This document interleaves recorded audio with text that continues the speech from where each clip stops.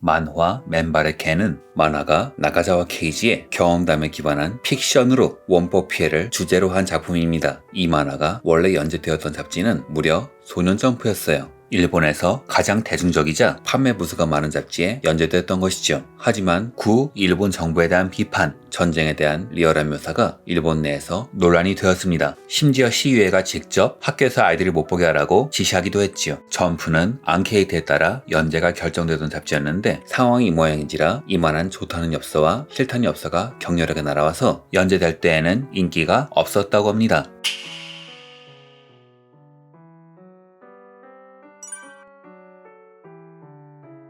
맨발의 캔을 연재 중지하는 압력은 여기저기서 날아왔습니다. 하지만 이 만화를 지켜준 사람이 있었으니 바로 점프의 편집장이었지요. 나카자와 씨의 말을 따르면 편집장은 보수 성향의 정치관을 갖고 있었지만 그럼에도 불구하고 이 만화는 적극적으로 지지해줬다고 합니다. 이 만화가 말하는 것은 이념의 문제가 아니라 평화라면서 말이죠. 하지만 편집장이 인사이동하고 새 편집장이 오면서 찬반 투표에 시달리는 이 만화는 연재가 중단되었지요. 그래서 이후에는 일교조, 일본 교직원조합 계열의 잡지에서 연재됩니다. 일교조는 히노마루, 히미가요의 법제화 반대, 일본 우익의 역사 왜곡에 반대하는 진보단체죠.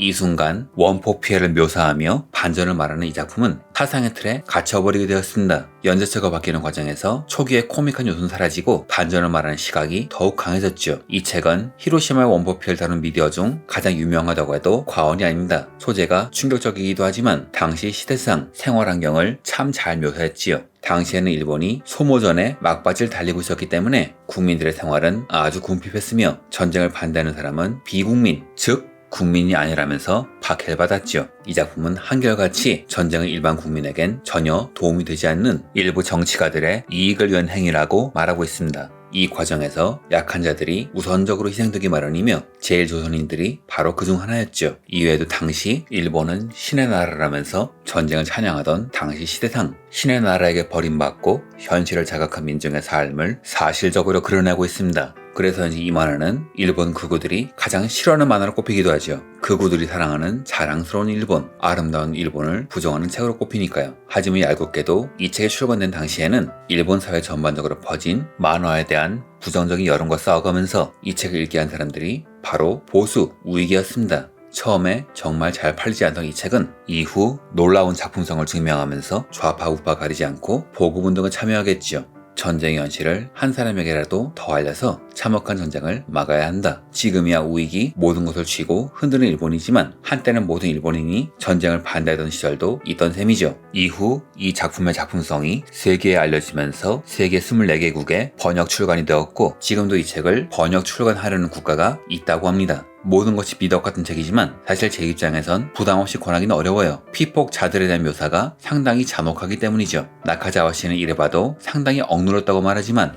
동시에 어느 정도는 사실적으로 그렸다고 합니다.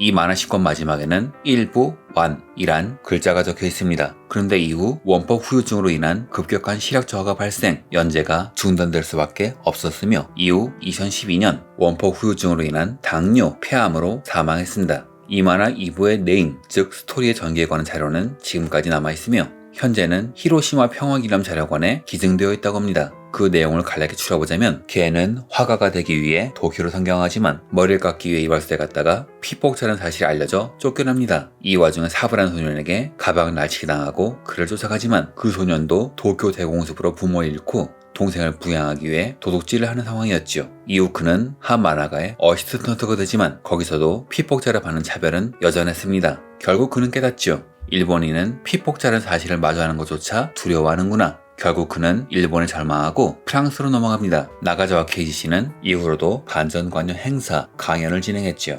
2002년 한국에서 진행된 인터뷰에서 다음과 같이 말합니다. 일본은 피폭에 대해서 피해자라는 인식이 강한데 그 이전에 가해자라는 것을 항상 인식시켜주고 싶다. 아마 작가는 일본이 가해자라는 사실을 잊지 않았을 때 앞으로 일어날 전쟁을 막을 수 있다고 생각한 것이 아닐까요? 실제로 지금 일본에서는 우린 가해를 한 적이 없다고 주장하는 사람들이 전쟁을 할 수 있는 일본을 만들기 위해 노력하고 있으니까요. 이상으로 영상을 마칩니다. 시청해주셔서 감사합니다.